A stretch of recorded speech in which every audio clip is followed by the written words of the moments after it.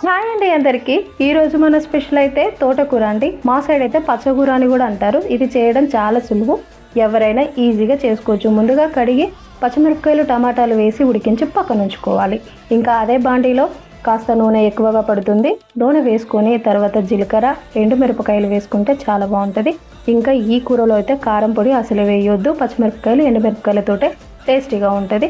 కొద్దిగా ఉల్లిపాయలు వేసుకొని అలానే కొంచెం కరివేపాకు వేసుకొని కాస్త వేగాక పసుపు వేసుకోవాలి. మనం ముందుగా ఉడికించుకునేటప్పుడు ఉప్పు పసుపు వేసి ఉడికించుకుంటాం కాబట్టి ఇంకా కాస్త తక్కువగా వేసుకోండి. ఇప్పుడు అదే మనం ఉడికించుకున్న తోటకూరని నూనెలో వేసి ఫ్రై చేసుకోవాలి. తాలింపు చేసుకొని కొంచెం వాటర్ ఎగిరిపోయేంత వరకు ఫ్రై చేసుకుంటే ఈ తోటకూర చపాతీ జొన్న రొట్టె వేడి వేడి రైస్లోకి చాలా బాగుంటుంది. ఎవరైనా బ్యాచిలర్స్ కూడా చాలా ఈజీగా చేసుకోవచ్చు.